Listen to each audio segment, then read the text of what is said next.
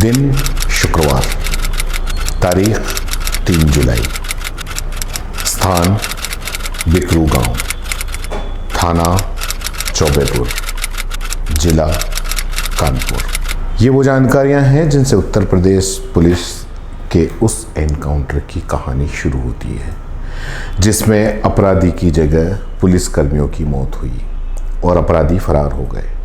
पुलिसकर्मियों की मौत कैसे हुई, अपराधी कब कहां फरार हो गए, पुलिस वाले बुलेट प्रूफ जैकेट क्यों नहीं पहने हुए थे, ये जानकारियां कब सामने आएंगी अभी पता नहीं।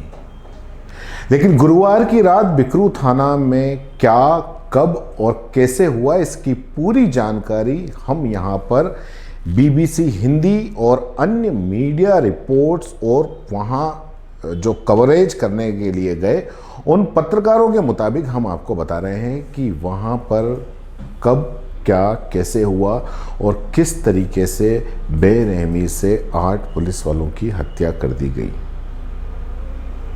विकास दुबे के घर पहुंची थी पुलिस की गाड़ियां।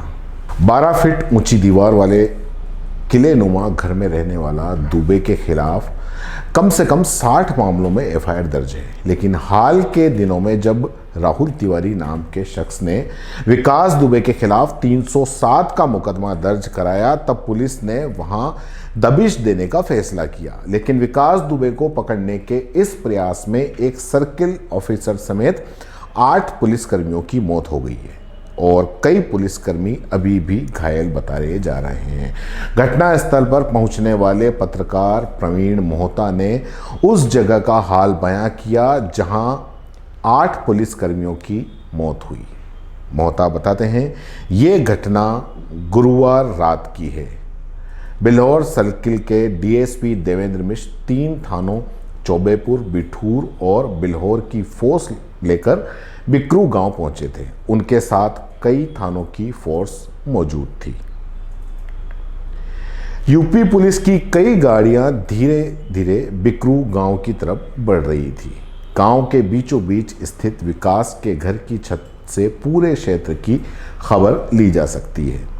ये घर रणनीतिक रूप से इतनी अच्छी स्थिति में है कि दूर से आते पुलिस के वाहनों को देखकर भागने या संघर्ष करने की रणनीति बनाई जा सकती है।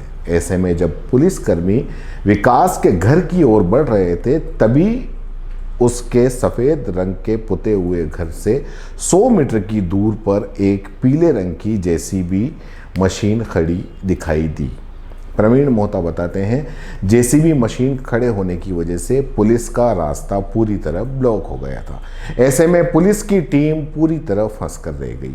घटनास्थल पर पहुंचने वाले एक अन्य पत्रकार अंकित शुक्ल बताते हैं कि उन्होंने जो देखा वो रूह कँपाने वाला था।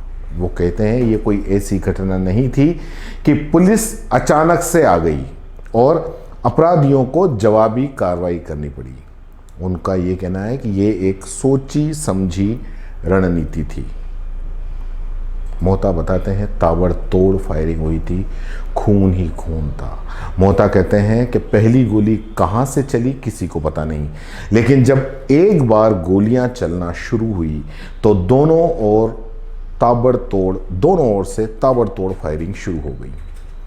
विकास के साथ हमेशा आधा दर्जन से ज़्यादा शूटर रहते हैं और ये शूटर घरों की छत से पुलिसकर्मियों पर गोलियां बरसा रहे थे। ऐसे में जो पुलिसकर्मी JCB के नीचे से होता हुआ विकास के घर की ओर चला वो उसके घर के गेट के ऊपर से गोलियां और पत्थरों की बरसात सी की गई। ऐसे में पुलिसकर्मियों ने आसपास के घरों में बने सहन और बाथरूम जैसी जगहों में आड़ लेने की कोशिश की, लेकिन लगभग 2 दर्जन से ज़्यादा पुलिसकर्मी थे जिनमें से ज़्यादातर घायल थे। इनमें से कुछ जान बचाकर खेतों की ओर भाग गए। इसके बाद विकास दुबे के साथ रहने वाले शूटर घर से बाहर निकले और आसपास घरों में छिपे पुलिसकर्मियों को निकालकर उन्हें जान से मार दिया। अंकित बताते हैं कि अपनी जान बचाते हुए पुलिसकर्मियों को कहीं भी पनाह नहीं मिली। वो कहते हैं बीती रात अपराधियों ने घेरबंदी करके पुलिसकर्मियों की जान ली। सर्किल ऑफिसर को इस तरह मारा कि शब्दों में बयान नहीं किया जा सकता। खुद को बचाते हुए आधा दर्जन से ज़्यादा पुलिसकर्मियों को मारने वाले विकास दुबे जब अपने घर से फरार हुए तब उनके घर के बाहर खून ही खून था।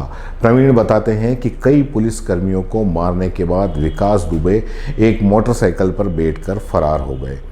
पुलिस ने इसके बाद 2 लोगों का एनकाउंटर भी किया। सुबह सुबह घटनास्थल पर पहुंचने वाले अंकित शुक्ल बताते हैं कि विकास दुबे के घर से डेहरी से लेकर गली तक पूरी गली खून से सनी हुई थी।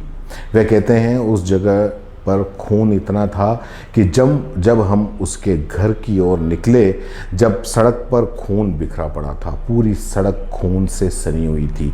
एक बाथरूम में 4 पुलिसकर्मियों के शव बाहर निकाले गए और दीवारों पर लगी गोलियों के न जाने कितने निशान हैं। इस घटना के बाद पुलिसकर्मियों में भारी गुस्सा है, तो वहीं विकास दुबे के गांव में खलबली का माहौल है। ये घटना की जगह पर सबसे पहले पहुंचने वाले 2 पत्रकारों का बताया हुआ विवरण है।